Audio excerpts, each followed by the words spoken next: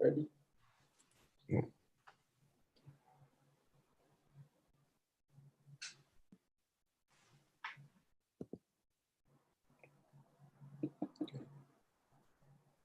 Sashi Puki Yuksik Metoktra Rirab Linshi Nyende Gempadi Sangye Shingdu Mikde Uwari Drokum Nandak Shingla Shuparsho Idam Guru Ratna Mandalakam Niryatayami Sangye Shudan Soki Shoknam La Yangshu Bardu Dakni Kyapsu Shi Daki Chunyen Gipe Sunam Ki Drola Penshir Sangye Druparsho Sangye Shudan Soki Shoknam La Yangshu Bardu Dakni Kyapsu Shi Daki Chunyen Gipe Sunam Ki Drola Penshir Sangye Druparsho Sangye Shudan Soki Shoknam La Yangshu Bardu Dakni Kyapsu Shi Daki Chunyen Gipe Sunam Ki Drola Penshir Sangye Druparsho.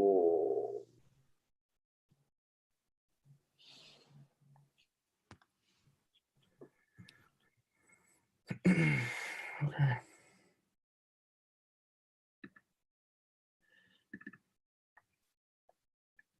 Oh yes, the quiz. Ready? Quiz.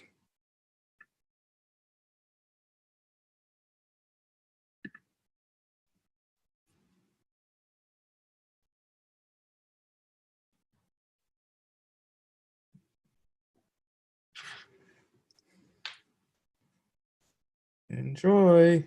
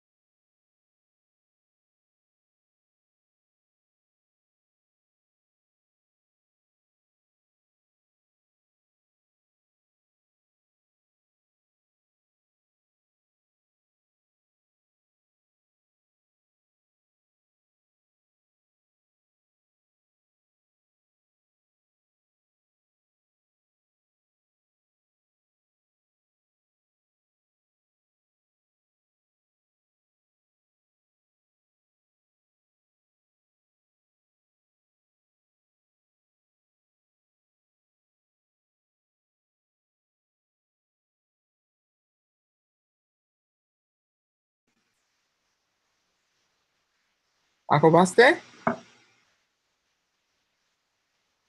You finished? Yes.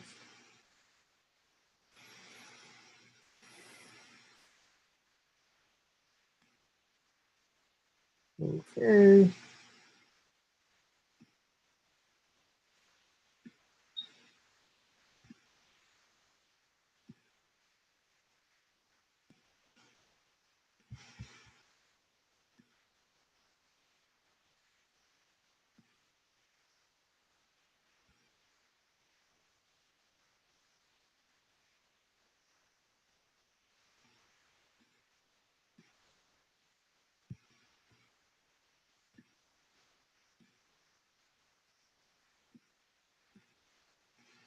Okay.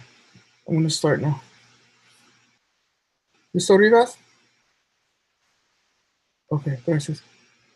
Okay, so we talked about class 3 a little bit last time because I didn't realize. Gosh, I mentioned some of this in class 2 as well. And I didn't realize that these were the notes for class 3. So, okay, let's start by reviewing class 2 a little bit. Who wants to try to explain the 3 characteristics, one of the 3 characteristics in the mind-only school? Any one of them. You just took a quiz on them. Question 1. Jungdruck. Okay, well, explain it. Jungdruck is emptiness. Okay, what does emptiness mean in this school? That it, oh, wait a minute. Because I didn't write down the quiz. Does it mean doesn't have any defining characteristics? Nope, that's middle way. Constructs have no defining characteristics, but Jungdruck lacks the nature of what? Being what?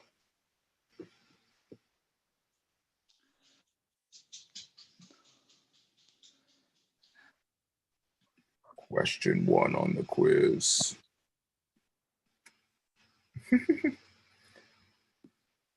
Jungdruck lacks the nature of being ultimate. Okay, and it is the synonym for emptiness in the mind-only school. And it literally means a totality, like everything is that way. Or you can actually translate it as the result of the equation, meaning if you minus all the things that lack a self-nature from all the things that don't lack a self-nature, you end up with everything that's definitive, that has a self-nature. Okay, what has a self-nature in this school?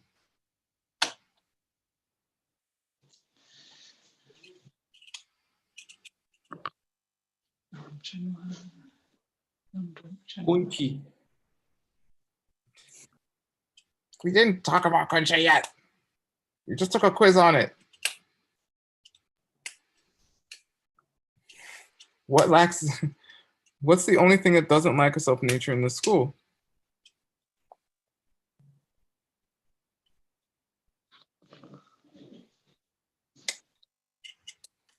Is it Shenhua? Yeah, but what does that mean?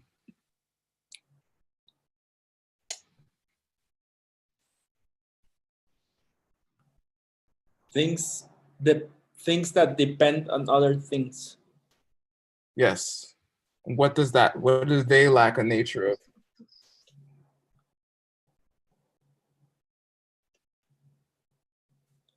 They lack the nature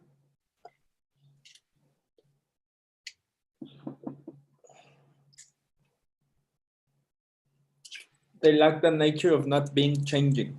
Yeah, exactly. Not growing. Mm-hmm. Kepa ngoni mepa. Lacks a nature of kepa, starting or growing. Okay, meaning they are caused. Okay, so there's one more. What has no nature of its own in the mind-only school? Lacks a nature by definition. Construct. Kuntak. Construct. Perfect. Okay, you both are right. Give me two examples of a kuntak, one imaginary and one not imaginary. Skyflower and word. Yes. I would have accepted Aldo as well. Yeah, exactly. Just the label, the name, meaning you could name it any other thing, but it's not really that thing. Okay, good. That's the review. Study more. Okay, here we go. So we're going to start class with talking about the Jonangpa school. Jonangpa is a famous Buddhist philosopher who was a contemporary of Jason Kappa, meaning they're around at the same time. I don't know his years, but he's very famous, and there's still people in the Jonangpa school to this day. It's still a thing. Let me see. Jonangpa.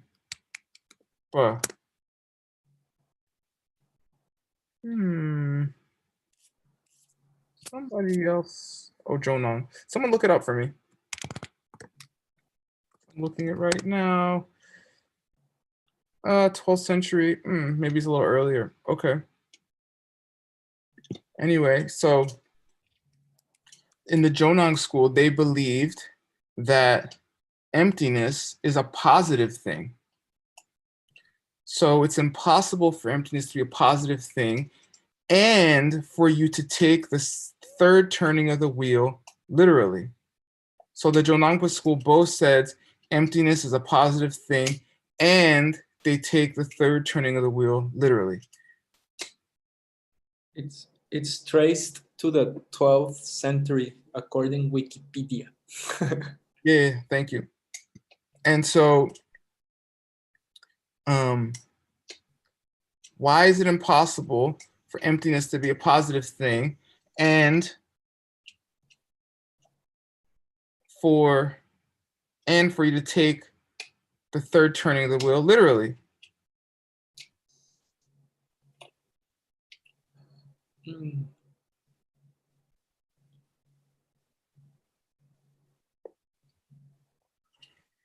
Come on.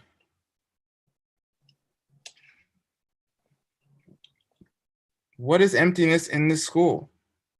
We just went over it. Youngjo.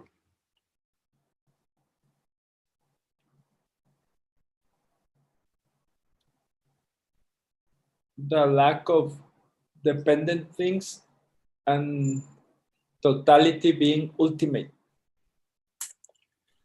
Youngdrup is the fact that things have no self-existent nature and it's compared to empty space. Right? Yeah.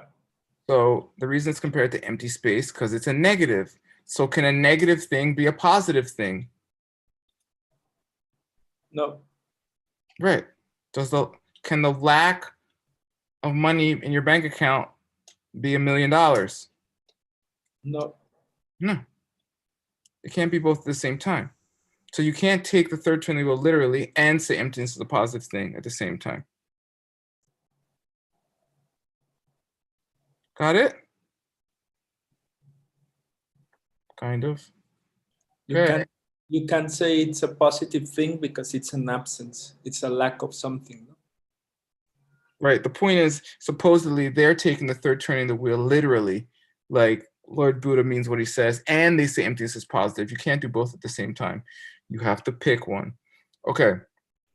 And so the three turnings of the wheel, we've gone over it somewhat. First turning of the wheel, Lord Buddha said things exist, like the four avenues, so on and so forth. The second turn of the wheel, he said nothing exists, just like in the Heart Sutra, at Vulture's Peak, or in the Diamond Cutter Sutra, in Shravasti, in Jetavana's Garden, etc. And then the third turning of the wheel, he says, he starts to make these distinctions.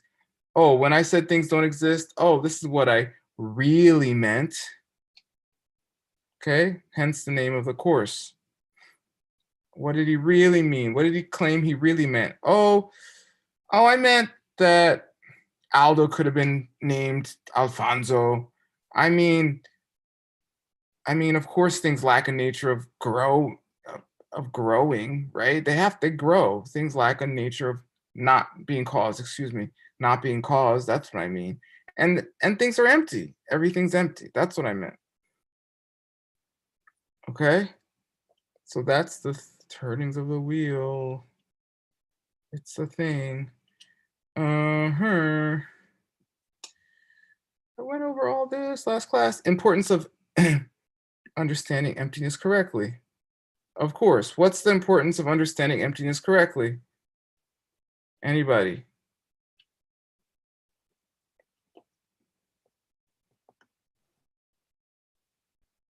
This is all review. You can understand the real meaning of emptiness, although it seems contradictory in the different turnings.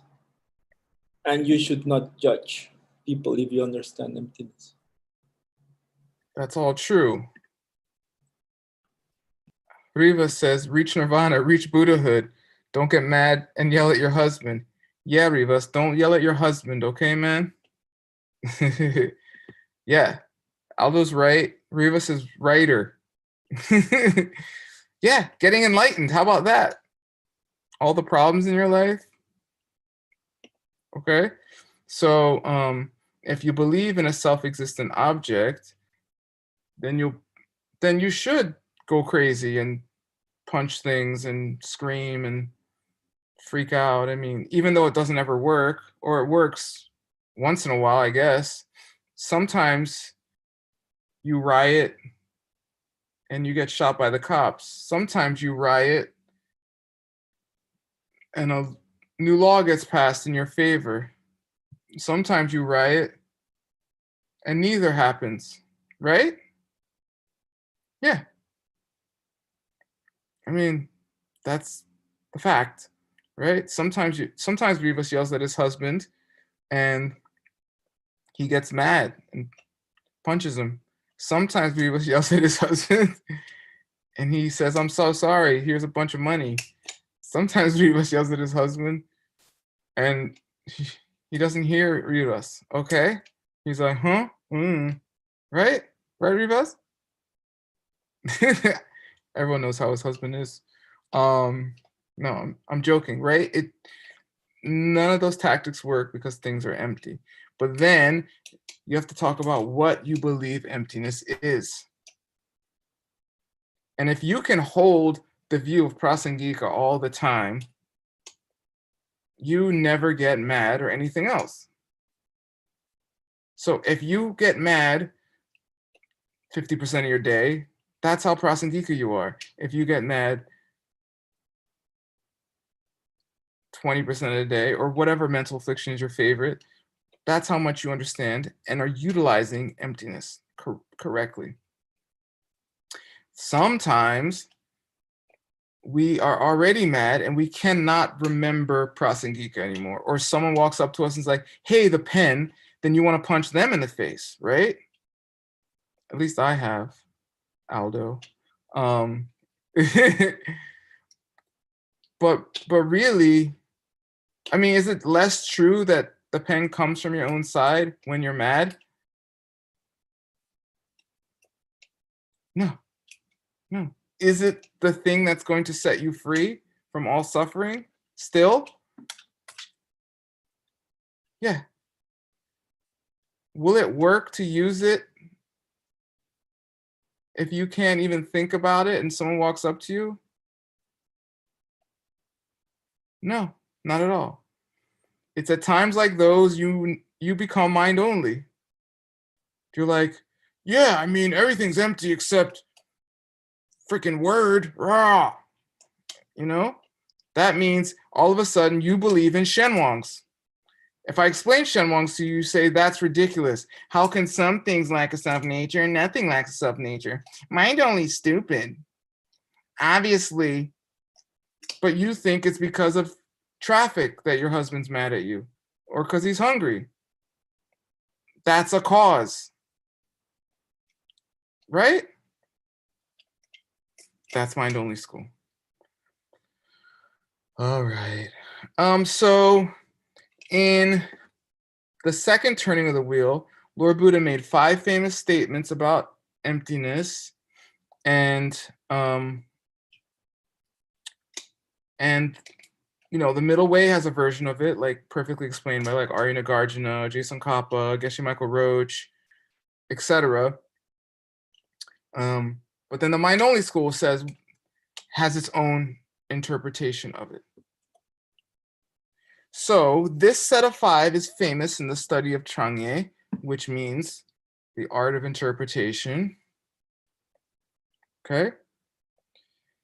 And it's so famous. The first one is the most famous. That is, nothing has any nature of its own. It's so famous that people say, if you're onto this subject, they say, are you studying the first one or the other 4?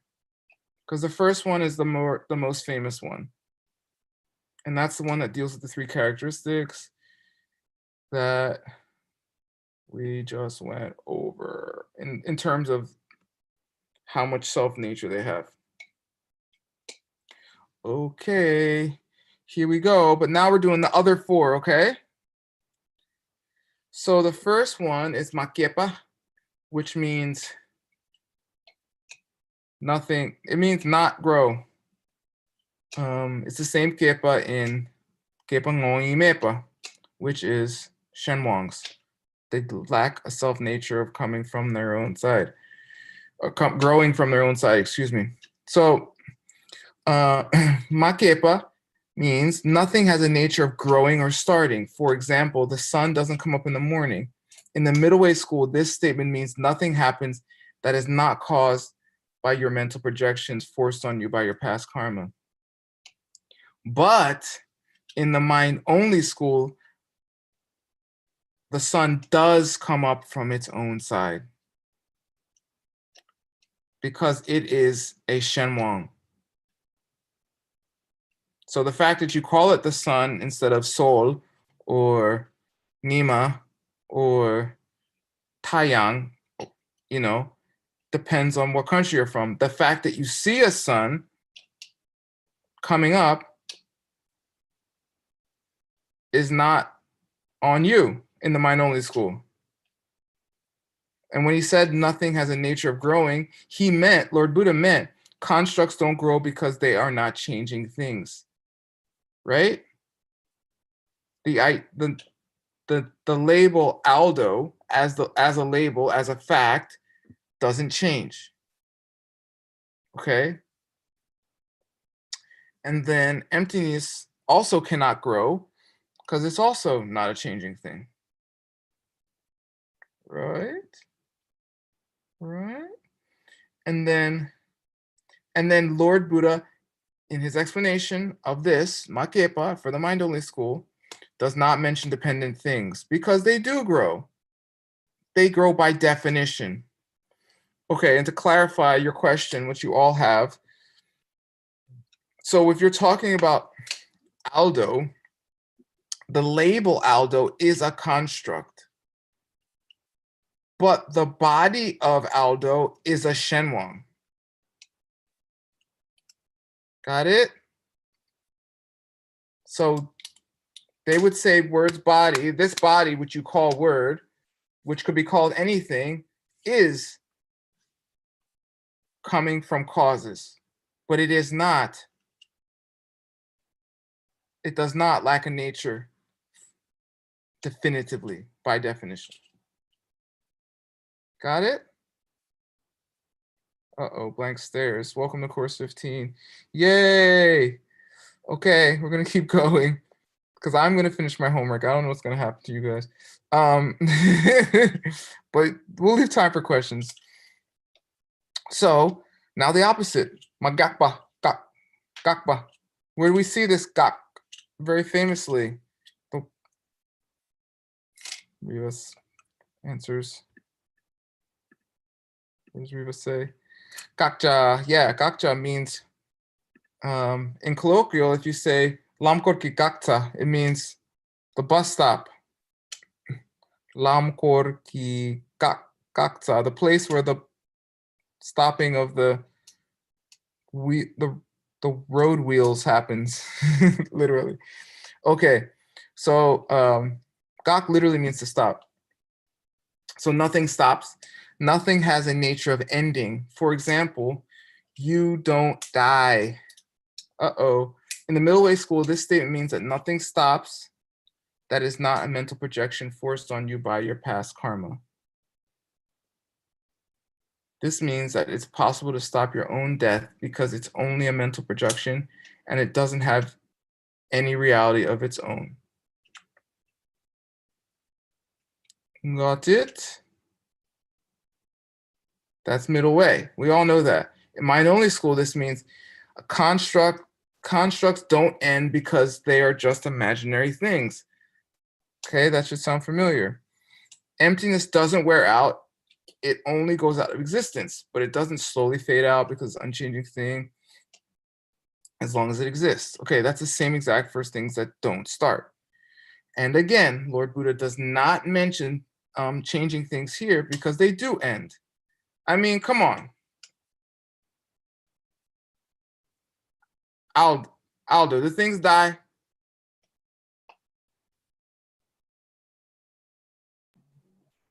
Yes. So things die? Yes. So you're telling me that things end? Yes.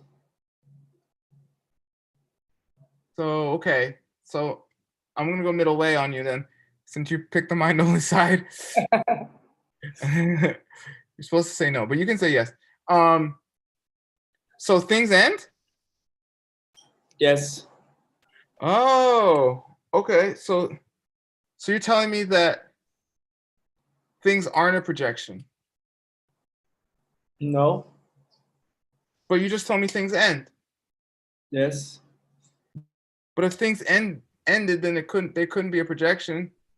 Your projection forces you to see them, to perceive them as ending. Well, that means they don't really end.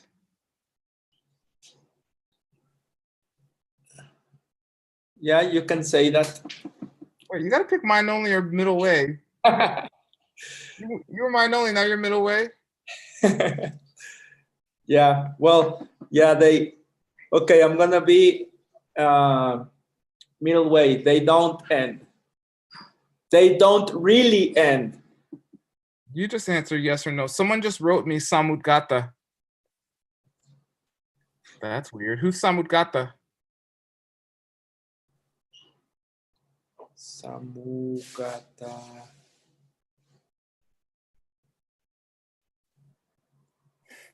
Someone's asked me, could you explain this word Samudgata Swaha? Who's Samudgata?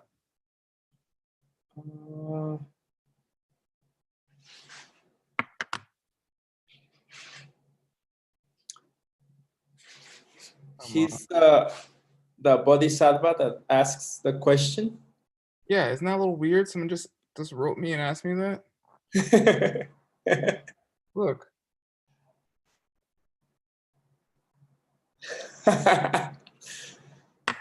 He's the bodhisattva that asks Lord Buddha, so which is it? What? Which is what? About the turning of the wheels? The bodhisattva? Yeah. Bodhisattva is young in Tibetan. It's No, I'm asking if Samugata is the bodhisattva that asked Lord Buddha to clarify the turning of the wheels. Yes, that's exactly who it is. And his name means never-ending wisdom. Oh no, that's the other guy.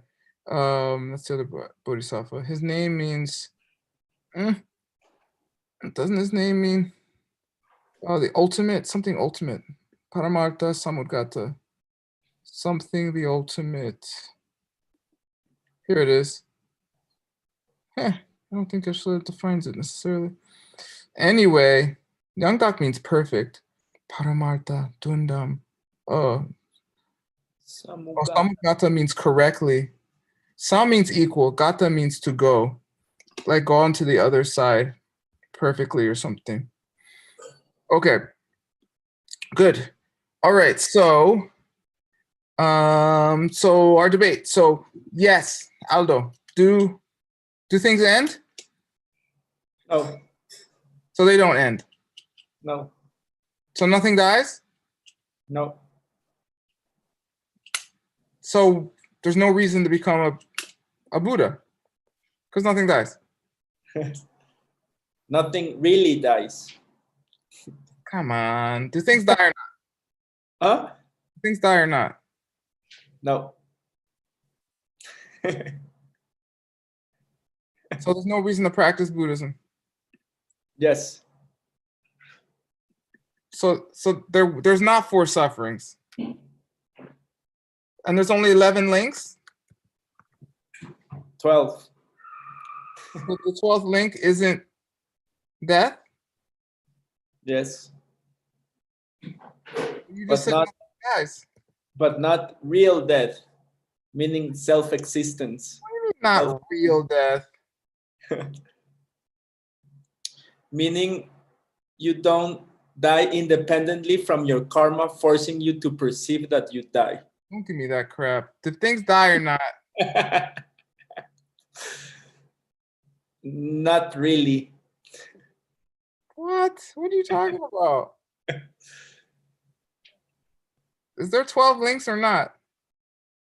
Yes. So there's death.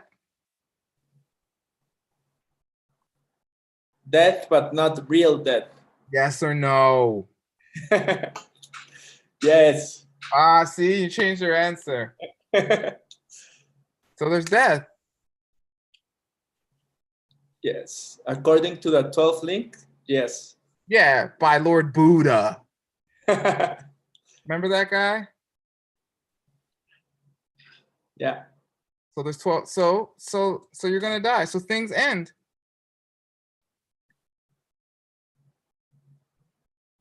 Not. Kappa Mayung. Okay, good. Yeah, so that's the debate. But basically, in the mind-only school, they're saying that things do end, but they end from their own side, which for middle layer is crazy talk. Which is why we're having this debate. Okay.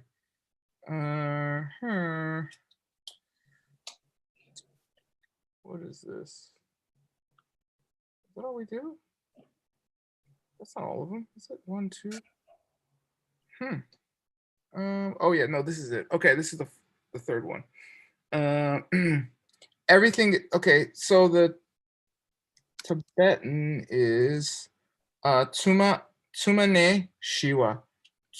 Tu means like from like primordial or beginningless, something like that.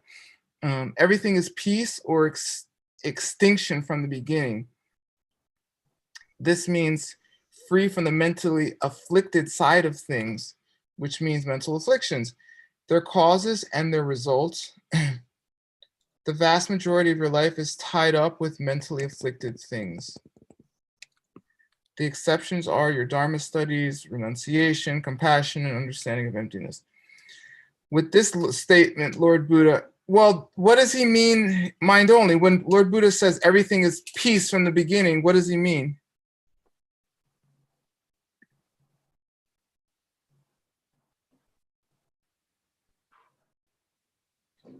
Same as like natural nirvana.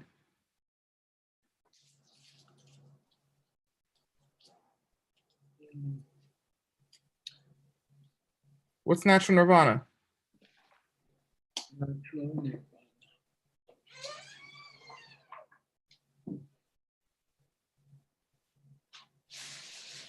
La cesación de aflicciones mentales.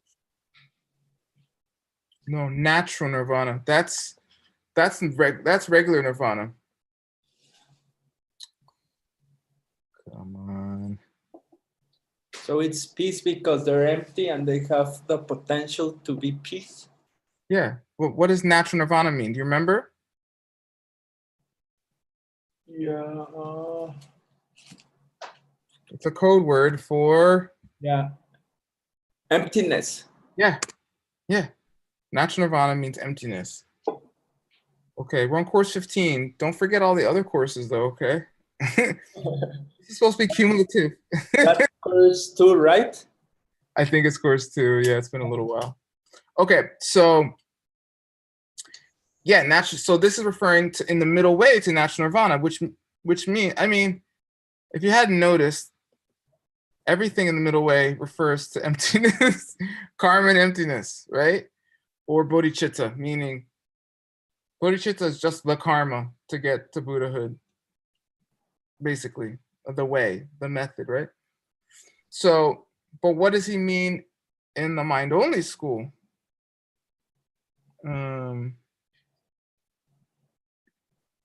This is what he means. Constructs are free from the mentally afflicted side of things because they are unchanging. Emptiness is also peace from the beginning because it's unchanging. But again, Lord Buddha didn't refer to changing things because generally they are suffering things.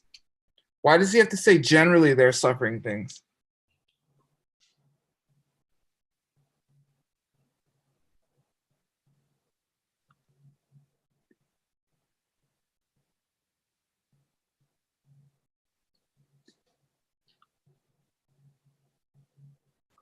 Because there must be some that are not. Like what? Changing thing. Bodhicitta. Yeah, the teachings. Right? Yeah. Okay. We just said it here. Okay. All right. Cool. And the fourth one, Rangshingi, Youngsu, Ngayen Ledepa, beyond all grief. What does that mean? What is that referring to in Sanskrit? Beyond all grief.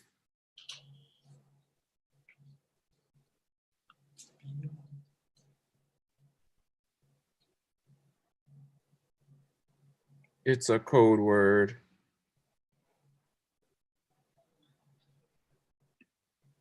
Nirvana. Yeah, exactly. That's how the Tibetans chose to translate nirvana. Okay, grief is a code word for the suffering side of things. This one is similar to the previous one. Lord Buddha meant constructs are free from suffering. Emptiness also is the void of mentally afflicted stuff. And again, skips changing things. Do you get a pattern here? What's the pattern?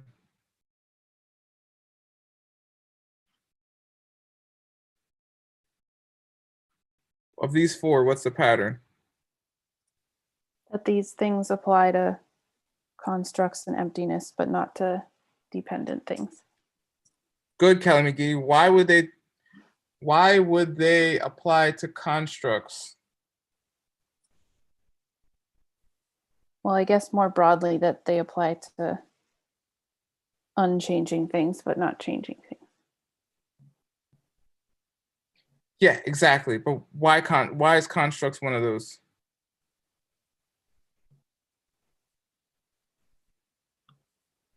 Because they're not real. They're created by our minds. Yeah, they don't exist. Yeah, exactly. Perfect. All right. Okay, hopefully 7 more classes of this. You'll understand. Okay, so Master Sanga's clarification. Master Sangha said, Rangi Gyu, Ken me ne ma kewa tang ma kakpa. Nothing starts and nothing stops without their main causes and cooperative conditions. Ken just means like sun and compost and water as opposed to the seed for a tree, for instance. Jason Kappa quotes Master Sangha as saying that Lord Buddha did mean to apply the above latter 4 characteristics to dependent things. They don't stop, they don't end, they are peace from the beginning, and they are gone beyond grief. Master Sangha meant that changing things don't start without their causes, and changing things don't stop without their causes. Also, they aren't mixed up with mentally afflicted things without their causes. So Master Sangha poses as the spokesman for mind only, says that Lord Buddha was implying that the latter 4 characteristics do apply to changing things, but only when you include their causes and conditions. Meaning that they lack a self-nature of having causes and conditions. They're peace from their own side without causes and conditions. They're nirvana from their own side without causes and conditions. They wouldn't grow from their own side without their causes and conditions, and they wouldn't stop from their own side without their causes and conditions. Correct? I think that's what it means. Ha ha. All right. A very obtuse statement from the sutra. Okay. The sutra now says emptiness doesn't grow, emptiness doesn't stop because it continues in the time of changelessness. How do you say that in Spanish, Vivos? Sin cambio mente. And up to the time of unshakability. Okay. Okay, yeah, so Jason Kopp explains these 2 phrases, meaning that the emptiness of the pen, for example, has existed as an unchanging thing since the pen began. And the emptiness of the pen will continue for as long as the pen exists. Yeah, it just means emptiness. It's just a cool way to say it. Okay, Geshe Michael actually spends the first half of this class explaining the last class, which is what I would do if I wasn't so lazy. Okay. Here's the homework. We're going to finish early, which is good because it's Friday. And you have a lot of partying to do.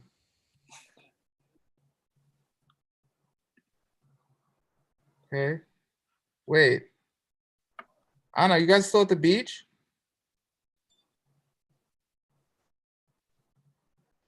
¿Todavía a la playa?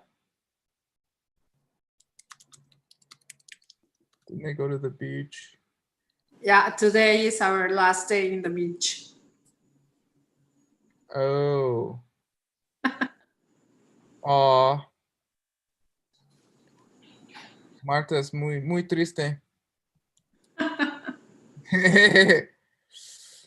Next time, invite me. Yeah, for sure. I'm a blast, okay? Okay, we will. Okay. I want to go to Acapulco. Okay, here's the homework. The second time he turned the wheel of the Dharma, Lord Buddha characterized all existing objects in 5 apparently very extreme ways. We have finished discussing the first list. Here are the latter 4. A, nothing that exists ever grows. We did that. B, nothing that exists ever stops. All existing things are extinct and have been so from the very beginning.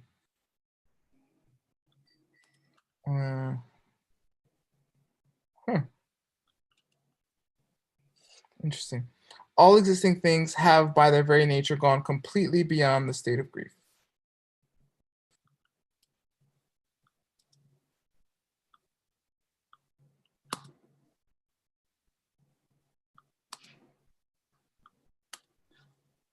Okay, that was the class. So here we go. This homework should be relatively easy. Why is it we can say that constructs never grow nor stop? They do not exist by definition, and so they can neither grow nor stop. Since growing and stopping are events that must exist by definition in order to happen at all. If something does grow or stop, it must do so by definition in the mind-only school. Okay? This is what Kelly McGee just said. They don't exist. How can they grow or stop? Right, Kelly McGee? That's it. Easy. Why are constructs themselves free of the mentally afflicted side of things? Why? Can you guess? They don't exist. And in the class, Geshe says the second husband is considered a construct in the mind-only school. The fact that you see a husband coming from, you see a husband that's mad and you think it's because of, well, that's interesting. Hold on, let me try to not mess this up. You see a husband that lacks a self-existent husband. Yeah, but self-existent just means a different thing in the school. That's what it is. The fact that you see a self-existent husband is considered a construct in this school. Okay? The self-existent husband you see is a construct. It does not exist at all. Okay. 4. Why, according to the sutra, can we say that totality neither grows nor stops? Because it is an unproduced thing that doesn't continue in the time of changelessness, and in the time of unshaking unshakability. Rivas, good luck with that. When did you say shaking in Espanol?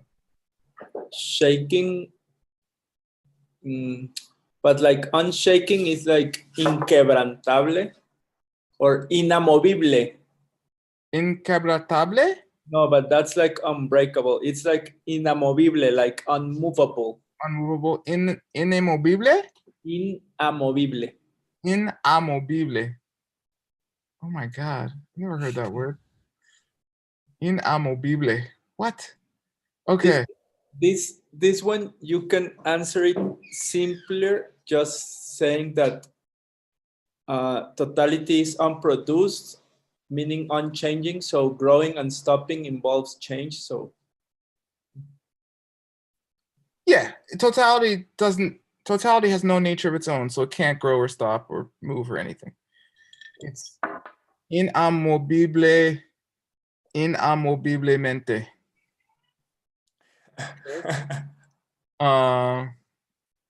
Okay, meaning it neither changes in the time back to the beginning nor in the time up to the end of it. Okay, because it doesn't change at all. That's it. Pretty easy, I hope. Why does the sutra call the commentary on the true intent explain the latter 4 characteristics only with regard to the first and last of the 3 lacks of self-nature, and not with regard to the middle one? What's the middle one? Kuntak, Shenwang, and Yungdrup. What's Shenwang?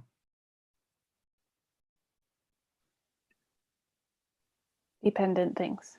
things, Yeah, meaning dependent on what? causes and conditions. Yes, good. Meaning, so they, Kewa. What's Kewa mean? They grow. Oh my God, Kelly McGee. Woohoo! Tibetan's getting in there. Okay. Exactly. So why wouldn't they be included on the list of things that grow? Because they don't grow. Because they do grow. Why would they be listed on the things that don't grow? Because they grow. Right? Yeah. Why wouldn't they be listed on the things that don't stop?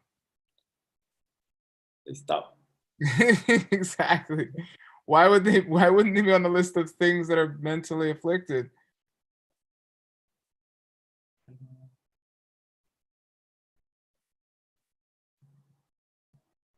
Come on, because they're mentally afflicted. Like you. I mean, if you're anything like me, not Kelly McGee, I think she's tantric deity. But yeah, like the first link, which is a cause, which causes all the other links, right? Which is being mentally afflicted. And similar for the fourth one. Okay, because the vast majority, okay, Geshler puts vast majority, that's a debate trick, of dependent things are taken in by the mentally afflicted side of things, so they could not be referred to as extinct or free of this mentally afflicted side of things, nor also beyond grief that it represents. Yeah, they can't both grow and not grow, stop and not stop, be mentally afflicted and not be mentally afflicted. Got it? It's actually pretty simple. This class is relatively simple, although maybe because I'm a nerd. All right. Any questions? Come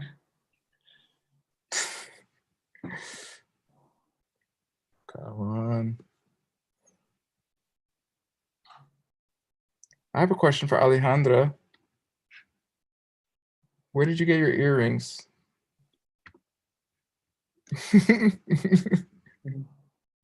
They're nice.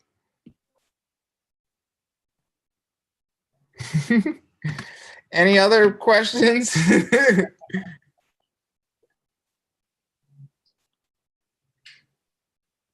Fine. I'm gonna go do something else with my life. Who wants to do the mandala? Do your homework, okay? Just do it. This homework's easy. You could do it in like 5 minutes right now. All right. Okay, here we go with the thing.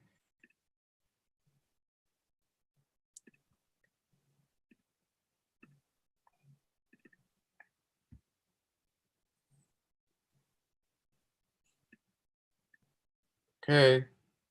Aldo, otra vez, por favor. Sashi Puki Yuksek Metok Tram Rirab Lingshi Niende Gyempadi Sangye Shingdu Mikte Uwarki Drokum Nandak Shingla Shuparsho Idam Guru Ratna Mandalakam Niryatayami Kewati Kewokum Sunam Yeshe Tsotsokshin Sunam Yeshe Leyungwe Dampa Kunito Parsho.